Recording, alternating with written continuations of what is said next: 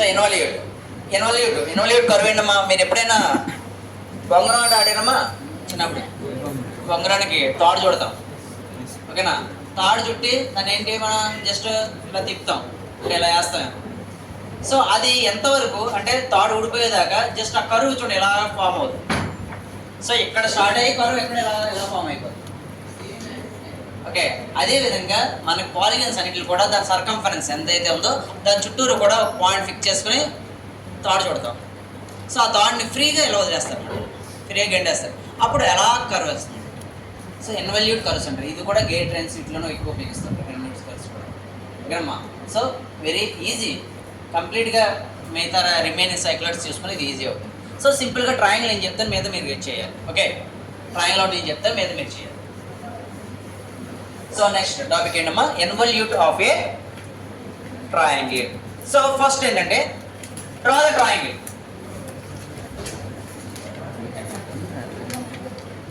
Draw the triangle. So as per dimensions ఎంత చేసాక A B C triangle draw చేసాం. ఏం చేసామా? ట్రయాంగిల్ డ్రా చేసాం. సో నెక్స్ట్ ఏంటంటే ఈచ్ అండ్ ఎవ్రీ సైడ్కి, సో ట్రయాంగిల్ ఎన్ని సైడ్స్ ఉన్నాయమ్మా?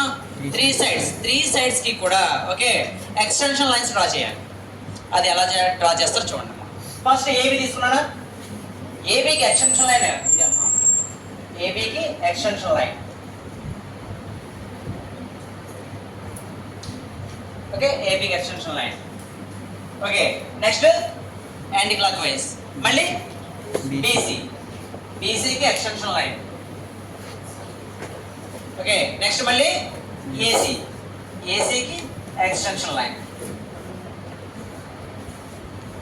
ఏసీకి ఎక్స్టెన్షన్ లైన్ డ్రా చేస్తాం. ఓకే, ఫస్ట్ దీంట్లో రేడియస్ తీసుకుంటాం. ఎలా అంటేనమ్మా R1 ఈక్వల్ టు ఏబి తీసుకుంటాం.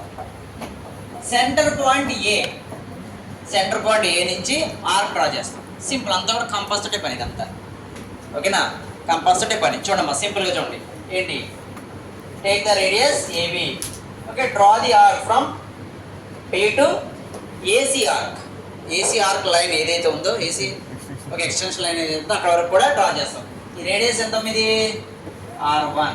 సో ఈ నేమ్ వచ్చి P1 అనుకోండి. ఏంట మరి? P1. సో నెక్స్ట్ రేడియస్ ఏం తీసుకుంటామంటే R2 equal to okay CP. Okay ఏంటమ్మా? సిపి1 తీసుకుంటాం రేడియస్. ఆల్రెడీ సెంటర్ పాయింట్ ఏ అయిపోయింది. సో ఇప్పుడు సెంటర్ పాయింట్ ఏంటి? సి.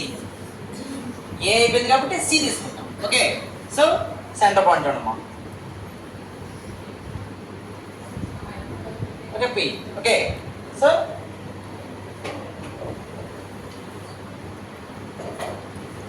సో ఇది R2 రేడియస్. ఈ రేడియస్ ఎంత ఇది?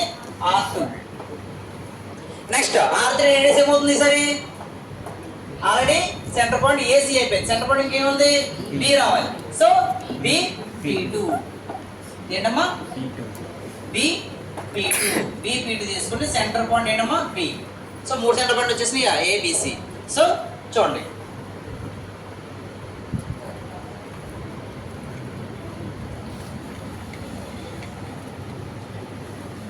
Okay. So horizontal line touch అవ్వాలి ఇప్పుడు. సో హారిజాంటల్ లైన్ టచ్ అయితే మీరు కరెక్ట్గా మీరు ఎగ్జాక్ట్గా ఓకే డిస్టెన్స్ చూస్తే పి నుంచి సి చూస్తారు, ఏ నుంచి సి.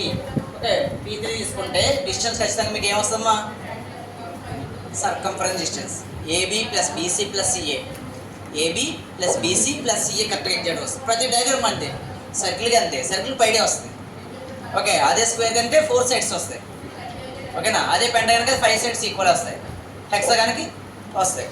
అర్థమైందమ్మా? సో ఇది ఈజీ మెథడ్. బాగుందా? ఈజీగా ఉంది ఇది. ఏమంటారు ఇట్లే?